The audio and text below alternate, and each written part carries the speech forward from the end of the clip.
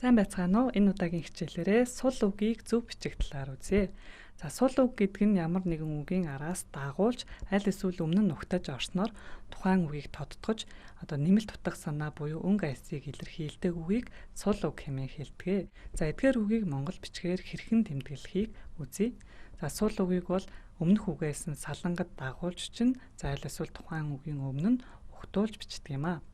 За тэгэхээр сул үгийг хэрхэн зөв бичих талаар үзье. За батлах сул үгийг хэрхэн бичгийг үзье.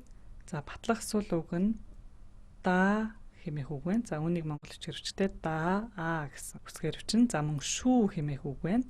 За нэг бол шиүү хэмээн бичнэ. За жишээлх юм бол яв хэмээх үйл үгийн араас да хэмээх сул үгийг залгах юм бол явда хэмээх үгийг инхүүлчихнэ. За мөн ирдэ ирээ дэ хэмээн бичнэ. За үүнийг бол ирдэ буюу эм үгийн араас дэ хэмээн уншнаа. За мөн шүү гэдэг үгийн болууна хэмээх үгийн араас шүү гэдэг сул үгийг залгах юм бол болно шүү хэмээх үгийг инхүүлчихнэ.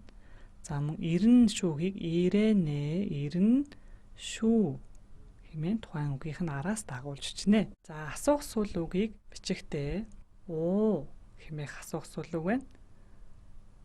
За асуух сул үгийг инхүүлчихнэ. За мөн буй буюу бэвэ хэмээх асуух сул үгийг монгол бичгээр буй хэмээн бичдэг.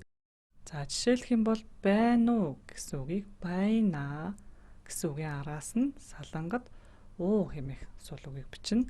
За энэ бол байна уу гэдэг үгийг инхүүлчихнэ. За ирвүү гэсэн үгийг ирээбэ ирв гэсэн үйл үгийн араас нь дагуулж үү гэсэн сул үгээ бичнэ. За энэ бол ирвүү хэмээх үгийг инхүүлчихнэ. За бэвэ асуух сул үгтэй жишээ бичиж жишээлх юм бол хэн бэ хэмээх асуул хэн буй гэж бичнэ. За мөн хизээвэ хийг хэзээ гэсэн үгийн араас буй гэсэн сул үгийг дагуулад энэ бол хизээвэ гэсэн үгийг инхүү бичнэ. За үгүйсгэх сул үгийг монгол бичгээр бичихтэй. За үлүү хэмээн үг байна. За энэ үг бол тухайн үгийн өмнө орно. За мөн эс гэдэг үг эсэ хэмээн бичнэ. За энэ хоёр бол ямарваа нэгэн үгийн өмнө орж үгүйсгэх утгыг илэрхийлнэ. За жишээлх юм бол үл гэдэг үгийг үл тоох гэдэг үгийг үлүү тоогуба. За энэ бол үл тоов гэдэг үгийг инхүү бичнэ. За дахин нэг жишээ авъя. За үл гэдэг үгүйсгэх сул үгээ бичээд түүний араас үл анзаарав анжаагараба. За энэ бол анзаарах гэдэг үгийг анжаагараху хэмээн бичнэ. За энэ бол үл анзаарах гэдэг үгийг инхүү бичнэ. За мөн эс гэдэг үгийн жишээ авъя. За эс дагуулаба. За энэ дуулах гэдэг үгийг инхүүчдэг. За эс дуулав гэдэг үгийг инхүүчнэ. За мөн эс дуугарав гэдгийг бичиж. За эс дуугараба. За энэ бол эс дуугарав гэхийг инхүү бичнэ. За зөвшөөрөх сул үг монгол хэлэнд байдаг. За гэдэг үг бол зөвшөөрөх сул үг болдгоо. За жишээлх юм бол за тийм ээ хий за тийм үү хэмээн бичнэ. За мөн за тэгье гэхийг за тэгээе хэмээн бичнэ. За тэгээе. За хориглох сул үгийг бичихдээ. За бүү битгий гэсэн хоёр үг бол хориглох сул үг болдог. За эдгээрийг бол тухайн үгийнхаа өмнө бичнэ. За жишээлх юм бол бүү март гэдэг үгийг бүү марта хэмээн бичнэ. За бүү бод гэхийг бүү бодо гэх тухайн үгийнхаа өмнө бичнэ. За мөн битгий гэдэг үгийг битээгээ. За битгий яв хэмээн яв гэдэг үйлдэлийг хориглохын тулд битээгээ ябу хэмээн бичнэ.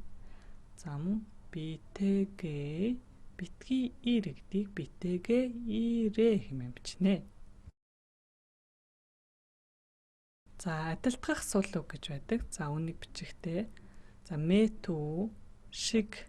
За мэт шиг гэсэн сул үг нь бол адилтгах сул үг болно. За шиг гэдэг нь эр үгийн араас шиг эм үгийн араас эм үгийн гээтэй хувилбарыг бичнэ.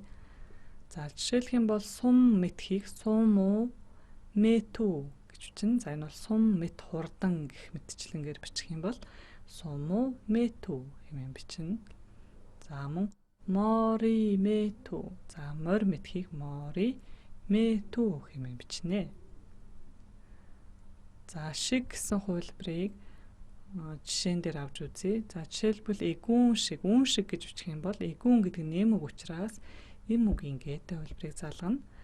За мод шиг хатуу гэдэг үгийг бичих юм бол моду, мод гэсэн үгийн араас шиг гэсэн хувилбараа залгана. За эр үг учраас эр үгийн гааг игүүлэгчтэй шиг гэсэн хувилбарыг залгалаа. За энэ мэтлэнгээр олон сул үг байж болно. Тэдгээрийн төлөөлөл болгоод эдгээр сул үгийг хэрхэн зөв бичих талаар үзлээ. За энэ удаагийн хичээл үүгээр дуусч байна. Дараагийн хичээлээрээ дахин уулзлаа. Баяртай.